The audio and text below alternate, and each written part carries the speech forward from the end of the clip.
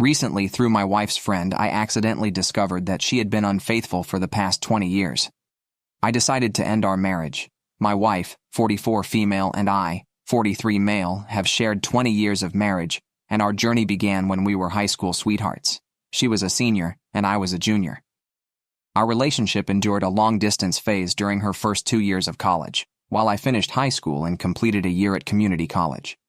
Eventually, we attended college in the same city, and from that point, we have been inseparable, living together and building our life. We married the summer after my college graduation, and overall, our marriage has been wonderful. However, I recently initiated a divorce after uncovering that she had been involved with multiple men during those 2 long-distance years.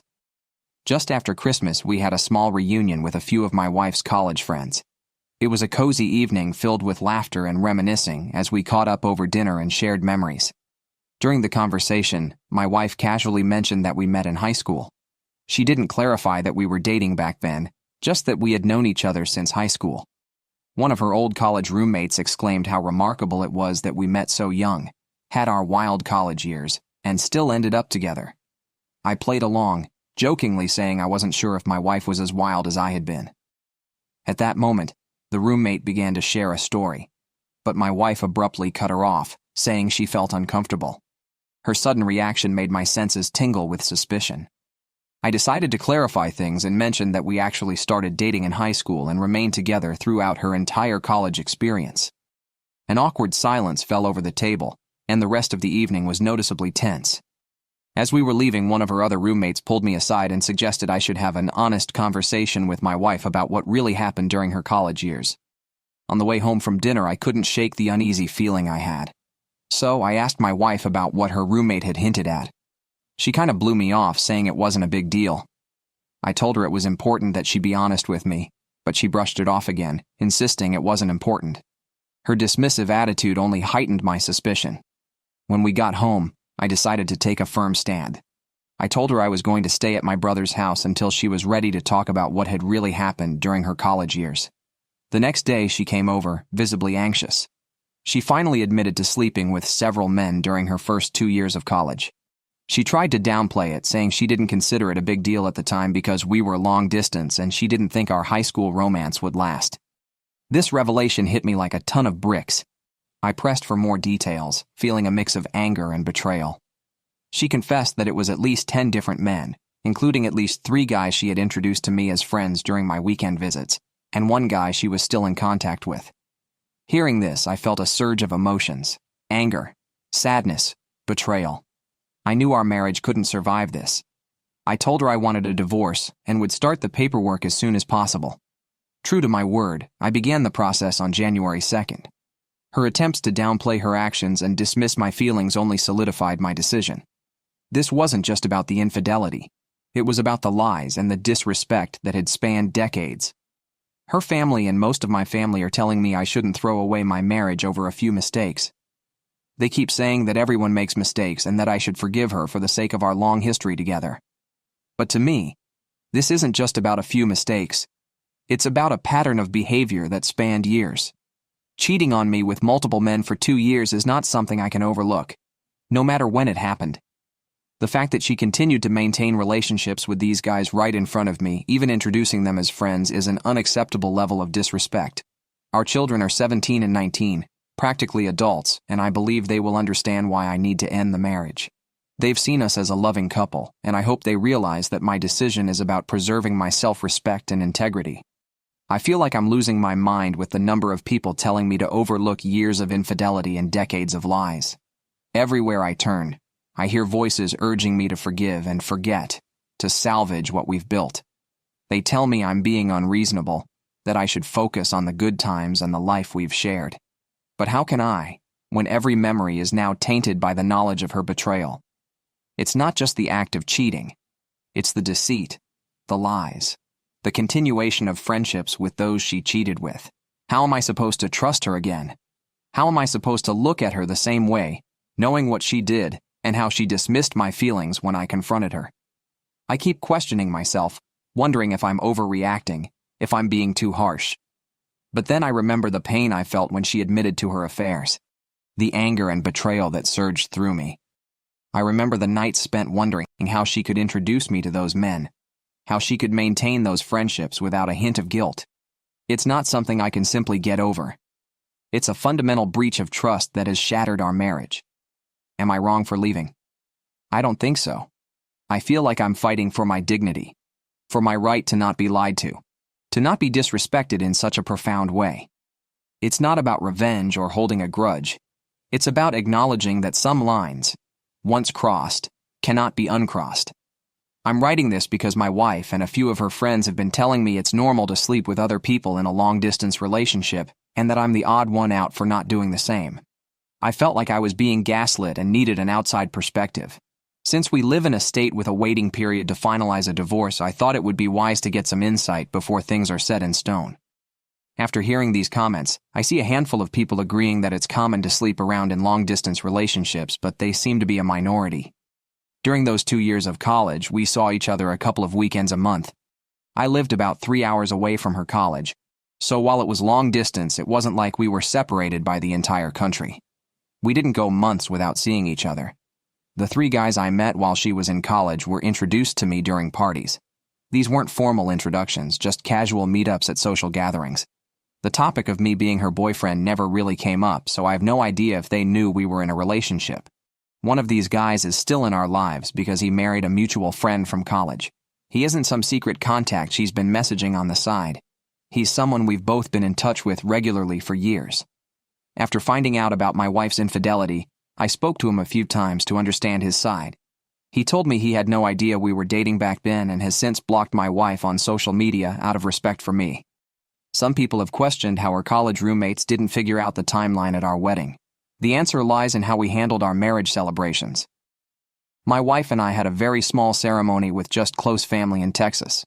Later, we went back to the East Coast and threw a big party for our friends. We skipped the typical wedding reception traditions where couples share details about how they met and their journey together. Because of this, her roommates never pieced together that we started dating before she went to college. They seemed to assume that we only started dating during the year we both lived in the same city and then moved in together.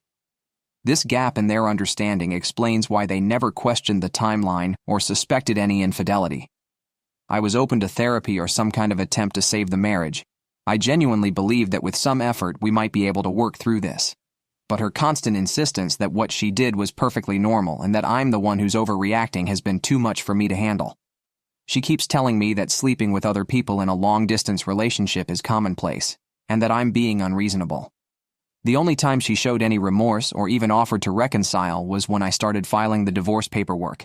That brief moment of contrition quickly evaporated, and in the last week, she's reverted to her original stance, insisting that she's right and I'm overreacting.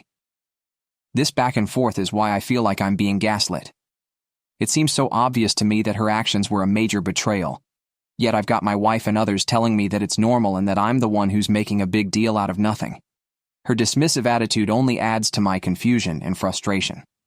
I tried to communicate how deeply her infidelity hurt me, hoping she would understand the gravity of the situation. Instead, she minimizes my feelings, treating them as an overreaction to something trivial. It's like she's rewriting the rules of our relationship and expecting me to accept them without question. This constant invalidation of my emotions is maddening. I feel like I'm being manipulated into doubting my own perceptions and feelings.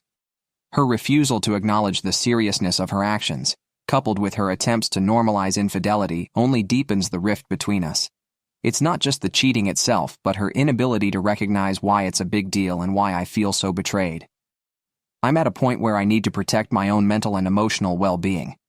I can't continue in a marriage where my feelings are dismissed and my trust is shattered. Her lack of genuine remorse and her insistence that I'm the one who's out of line make it impossible for me to see a path forward together. I'm not overreacting. I'm standing up for myself and my right to a respectful, honest relationship. I'm not getting a paternity test unless my kids asked for it themselves. I have no doubts about their biological connection to me, and even if a test showed otherwise, it wouldn't change how I feel about them. I love them more than anything, and my wife's infidelity doesn't alter the fact that they've been my kids for 19 years. They will always be my kids no matter what until the day I stop breathing. We were definitely exclusively dating at the time. First of all, dating culture was a lot different 20-ish years ago, and exclusivity was pretty much the default for most people.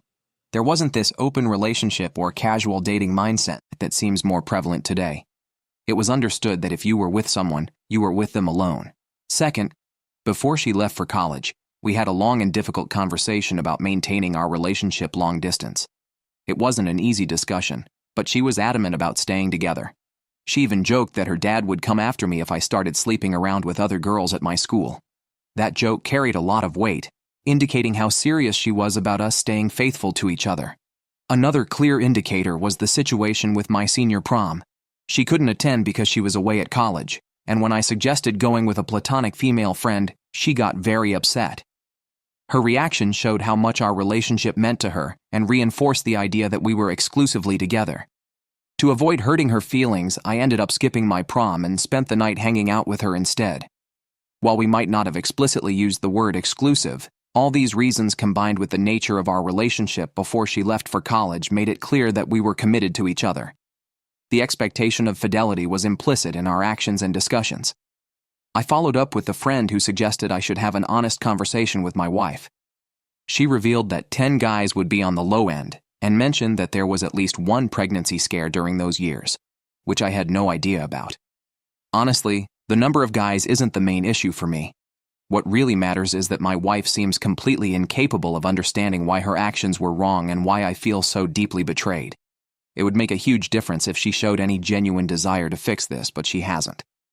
Throughout our conversations, she consistently dismissed my feelings, telling me I was overreacting to what she considered totally normal behavior. She didn't express any regret or consideration for the hurt she caused until she realized I was serious about filing for divorce. Only then did she get defensive and angry, but even in that moment, it was clear her concern was more about the consequences than about my feelings. The lack of remorse was evident. She didn't offer to fix things or suggest ways we could work through this until I had already started the paperwork and notified her that I had a lawyer. It wasn't about repairing our relationship. It was about damage control. This response reinforced my belief that she doesn't grasp the depth of her betrayal. It's not just about the infidelity itself, but about her ongoing disregard for my feelings and our marriage.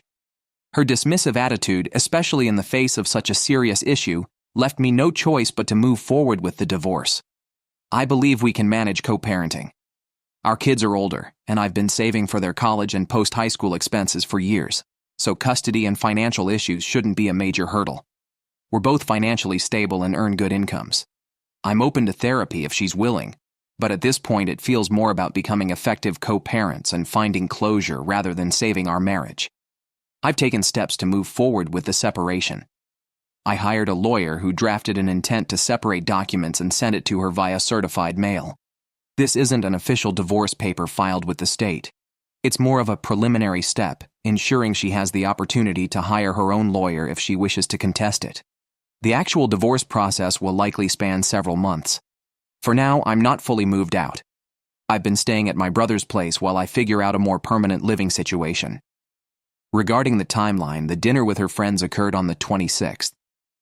That night, I went to my brother's house to cool off and give her some space to reflect.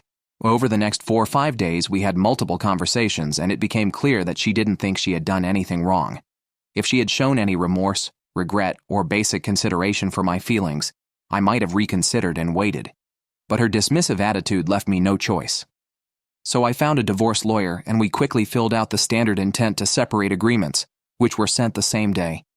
Even now, we are not legally divorced, and I'm not certain if there is an official legal concept of separation in my state. Nonetheless, I've made it clear that this process is happening, and I've started the necessary steps to move forward. Update 1. Let's dive into what I discovered about her college years. After several counseling sessions with my wife and conversations with 2 of her former roommates, it became apparent that her roommates had suspected something was amiss back in college. They mentioned that the situation seemed off and likely involved cheating. My wife had told them that we both had some wild times in college but had worked things out before we got married, so they never felt the need to bring it up. The roommate who pulled me aside during the dinner was particularly uncomfortable with the fact that my wife had clearly never discussed this with me and felt I deserved to know. Regarding the men she was involved with, it turns out that the introductions to some of these guys weren't intentional. One of the men she slept with ended up dating and eventually marrying one of our mutual friends from college. This was the guy she remained in contact with. In our counseling sessions, my wife initially tried to shift the blame onto me, suggesting that I had pushed her into those situations. However, she has since acknowledged that it was wrong. When I visited her during college, she often planned for us to stay in her room or hang out alone. But I wanted to experience college parties, as I had missed out on that during high school and community college. She didn't expect me to meet the guys she had been with, but they were often at these parties and she felt she couldn't avoid it. While I still think it's incredibly disrespectful, it's somewhat less egregious than if she had intentionally paraded me in front of them. The whole situation has been a complex web of half-truths and omissions, which makes it all the more difficult to process. Her friends suspected but didn't intervene, and my wife managed to maintain this facade for years. Most of our therapy sessions have centered around why I see her infidelity as a significant betrayal, while she doesn't. Initially, she rationalized her actions by saying that none of these men were in relationships with her. They were mostly one-night stands or friends with benefits. In her view, these encounters didn't qualify as a big deal since they weren't romantic relationships. Her words, not mine. From my perspective, the nature of the relationships was irrelevant. We never agreed that such behavior was acceptable. In fact, she had actively discouraged me from doing the same. The double standard was glaring and added to my sense of betrayal. As we delved deeper into this issue over the course of 2 therapy sessions and after she consulted with some friends, my wife began to see things differently. She now acknowledges that her actions were a breach of our trust and the foundation of our relationship. This new shared understanding has allowed us to discuss the situation more openly and honestly, moving from heated arguments to productive conversations. This shift in our dynamic gives me some hope for our future as co-parents. While the prospect of saving our marriage feels out of reach, being able to communicate honestly about our past can help us establish a healthier relationship moving forward. This is crucial for the well-being of our children and for navigating the complexities of co-parenting effectively. Now, here's why I'm 100% committed to getting a divorce. 2 pivotal things came to light that made it clear I needed to end the marriage. First, about 10 years ago, we hit a rough patch and went through a period of almost 2 years without any intimacy. She had mentioned that our physical relationship was becoming monotonous, so I tried to bring some excitement into it. Nothing extreme, just some light roleplay and items you'd find at a novelty store. However, it turned out she was fixated on some intimate experiences from her college days, which she is not comfortable discussing. She wanted me to recreate those experiences, but when I did, it made her feel awkward and guilty because it reminded her of other men she had been with. The fact that she insists these experiences were meaningless, yet they still affect our marriage, tells me they were more significant than she's willing to admit. Second, she confessed to flirting with coworkers during business trips since the pandemic ended. Although she claims nothing physical happened, it did progress to the point where she went on a date with one of her male colleagues. For me, that was the absolute deal breaker. These revelations shattered any remaining trust I had. The first issue showed me that past experiences were still haunting our present despite her claims otherwise. The second issue made it clear that she was willing to cross boundaries again, even after everything we had been through. These 2 factors combined made it impossible for me to see any hope for salvaging our marriage. We have informed our children that we are getting a divorce. We explained to them that it stemmed from some bad decisions made during college, decisions that we've been unable to move past. During the conversation, my 19-year-old, who is currently in college, directly asked if I had been unfaithful to my wife while she was away at school. This question caught my wife off guard, but she bravely admitted to our children that she was the one who cheated. We have both agreed to refrain from sharing any more details with the kids. It's essential to protect them from the more painful aspects of our past. I reassured them that despite the separation, both of us remain fully committed to being there for them. I emphasized that we are in therapy to ensure we handle the divorce in the best possible way for our family's well-being. Furthermore, I made it clear to the kids that if they ever feel the need to talk about the situation, whether with us or a therapist, they have my full support. I want them to know they can express their feelings and seek help without any hesitation. It's crucial for them to understand that their emotional health is a top priority for both of us, and we are doing everything we can to navigate this difficult time together as a family.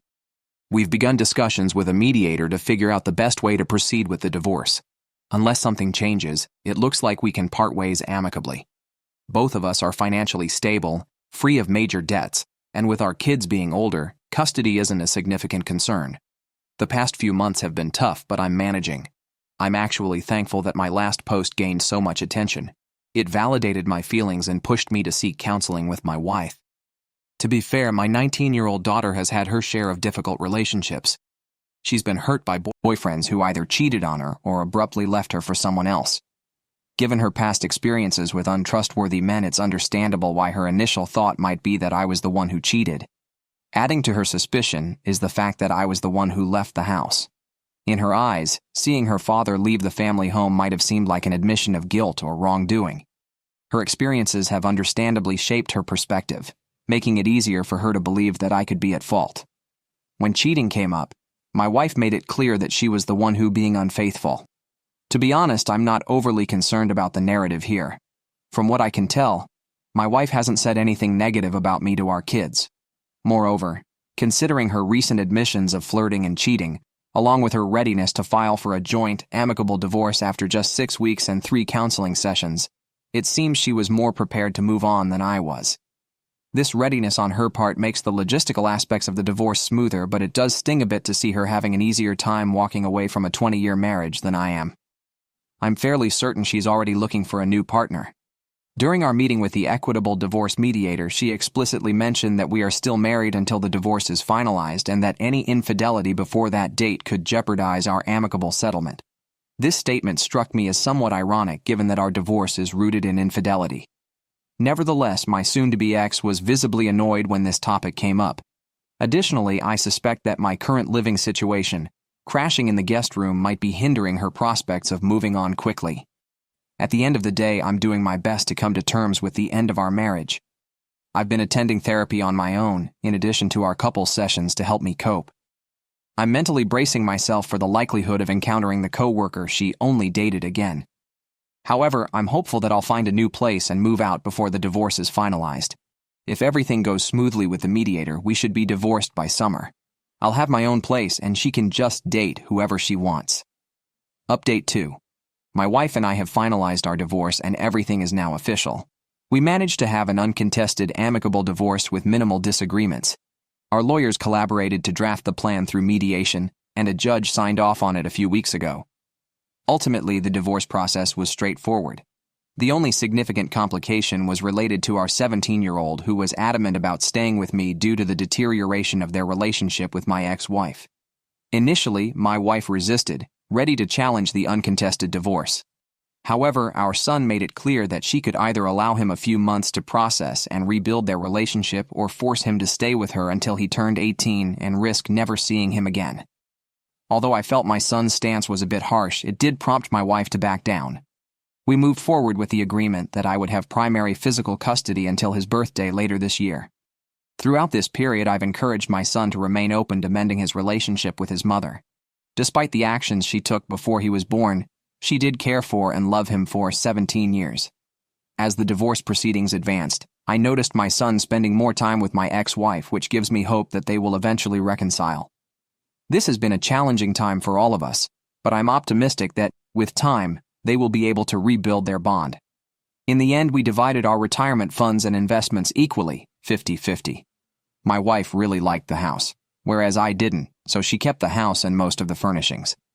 To balance things out, she took out a mortgage to pay me back for half of the equity and half of the estimated replacement value of the furniture.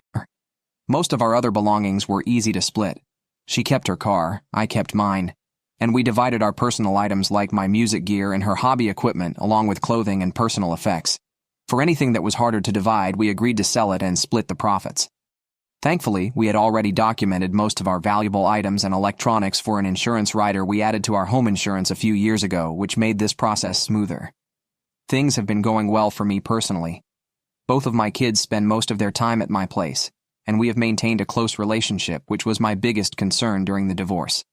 I'm relieved and grateful that this bond remains strong. I've moved into a new house that I truly love, a place that feels like a fresh start. In a nod to my midlife crisis, I traded in my old minivan for a sleek Lexus LC550, a decision that has brought a surprising amount of joy. On another positive note, a woman at work, someone from a different department so we don't work directly together, invited me out for a coffee date. I was upfront with her, explaining that I'm not ready to date just yet. She was understanding and graciously offered to take a rain check, expressing her willingness to go out with me when I'm ready. This invitation was a pleasant surprise. She's incredibly smart, has a great sense of humor, and our professional roles are distant enough that there's no awkwardness at work. My ex and I are still attending couples counseling, but now it's focused on achieving closure for our marriage and ensuring we can co-parent effectively. These sessions have been invaluable for processing everything and maintaining a healthy, positive environment despite the circumstances. However, they've also confirmed that divorce was the right decision. It's become evident through our discussions that my wife began dating as soon as the divorce process started, indicating that whatever love we had was already fading. I'm pretty sure the co-worker she claimed was just a friend even dropped her off at our recent session. Surprisingly, this didn't really upset me, which is a clear sign that I too was ready to move on from the marriage. In the end, healing from the betrayal will take time, but I feel like I'm making good progress and can confidently say that the divorce was the right choice. I've shed more tears in the past 4 months than in the last 20 years combined, but for the past month, I've genuinely felt good about myself for the first time in a long while. I'm enjoying my newfound independence, staying busy helping my 17-year-old prepare for college in the fall and looking forward to a coffee date with a smart, funny woman in a month or two. The journey through our divorce taught me the value of honest communication. Looking back, I wish we had been more transparent with each other from the start. Honesty could have prevented some of the pain we both ended up feeling. It's a lesson I'll carry forward in all my future relationships, romantic or otherwise.